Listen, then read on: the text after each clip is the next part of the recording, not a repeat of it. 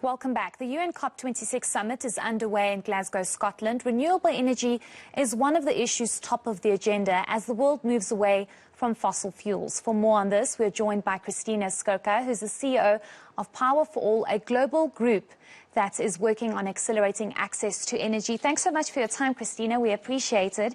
I think if we can just start off with the massive issue that South Africa faces at the moment. We've just been told that stage 2 of rolling blackouts is going to continue for the rest of the week.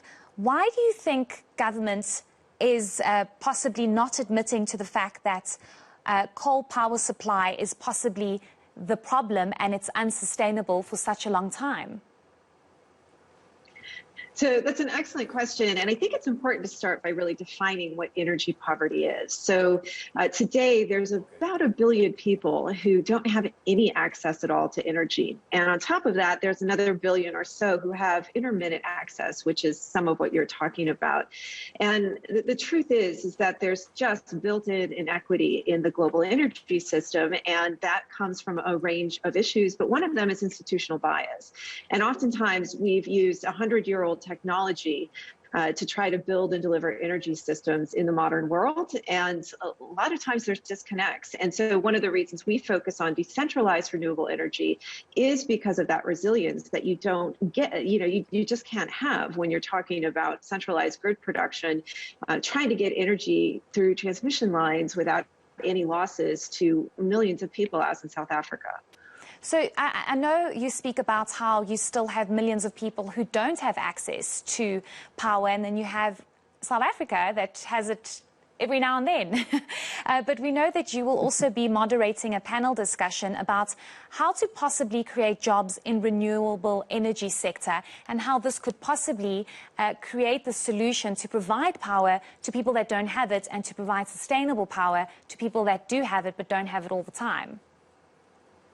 Mm-hmm. Yeah, that's absolutely right. Well, I think one of the important things to realize about this burgeoning sector of decentralized renewable energies, and by that, we mean rooftop solar, we mean mini grids, micro hydro, et cetera, but really it's a generation without as much distribution. So generation and use very close to the source. So what's great about this sector, it's proven itself to be very resilient. First of all, in the global renewables sector, this sector is actually grown during the last year and a half under lockdown. In fact, today, something like 12 million jobs come from renewable energy.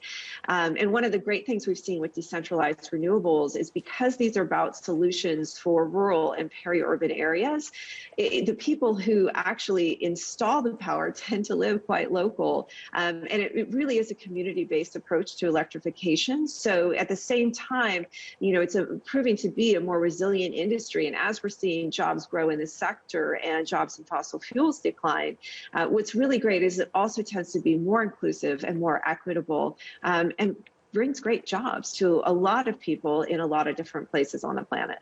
Yeah, and with our unemployment rate here in South Africa, that could possibly be some kind of job opportunity and creation here. I quickly want to speak about this deal that we do know that was signed here in South Africa with regards to possibly doing away with fossil fuels and, of course, coal. Our reporter just spoke to the Environment Affairs Minister, Barbara Creecy, who says that the deal is not final and, of course, they still need to go into negotiations. But how important is such a deal? And many would see it as a loan. South Africa can't afford another loan again. But is this actually a solution to providing a mix of energy in the country? Yeah, well, I think, one thing, first of all, to get clear on is I think we need to look at that deal. And I believe, I'm not 100% sure, but I believe that a fair amount of it is coming through grants as well as loans. And that's a combination, I believe, of USAID and others. But, to your point about what's affordable, look, we've got infrastructure problems on nearly every grid in the world, and we have to figure out ways of increasing resiliency. So trying to solve modern problems with solutions from 100 years ago is really questionable at best. And, I think we have to remember that COP is only halfway done, right? There's been 1 week so far, and now this next week is a chance to keep, focusing in the negotiations on what's important. So I think one of the great things about looking at renewables, and each country has to decide for themselves the right energy mix, but the great thing about renewables is, again, it's proven to be a jobs generator. And importantly, when it comes to looking at development outcomes, it's not just about delivering energy, but it's what people are able to do with that energy. So having a holistic approach to the use of the energy system is really critical when we're talking about solutions being discussed at COP. I want us to quickly speak about how important political will is to transform energy.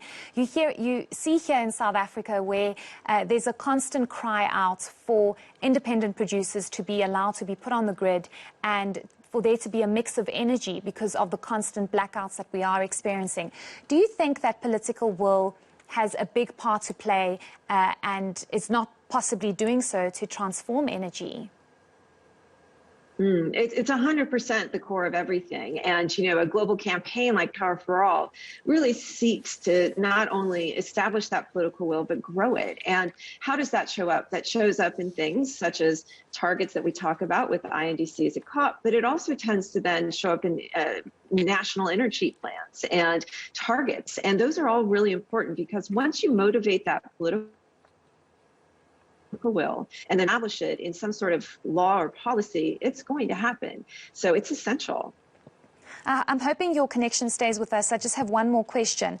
I just want to speak about COP26. It's the 26th conference that we are seeing, with many saying this is nothing but a talk shop and nothing ever really comes out of this. And the huge threat here is that sub-Saharan Africa is warming up a lot more than the rest of the globe, and that is a huge concern. Do you think that these conferences yield any kind of results that's needed for climate change and for action to be truly taken?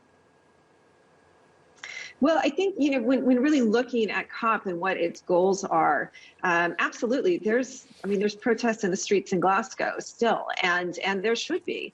The call for faster action is well taken. But that said, national agreements, the UN system is the system that we have. We also have a whole private sector that can motivate to these end goals as well. So it's not perfect. And certainly it's disappointed on a lot of fronts, but this is meant to be one of the most important COPs of our lives, and we'll see at the end of the week really how this turns out. I hope so. It's very worrying when you see how climate change is really devastating countries. Thank you so much for your time. We do appreciate it. That's Kristina Skierka, the CEO of Power for All, just speaking about COP26 and some of the factors that contribute to the discussions that are had there.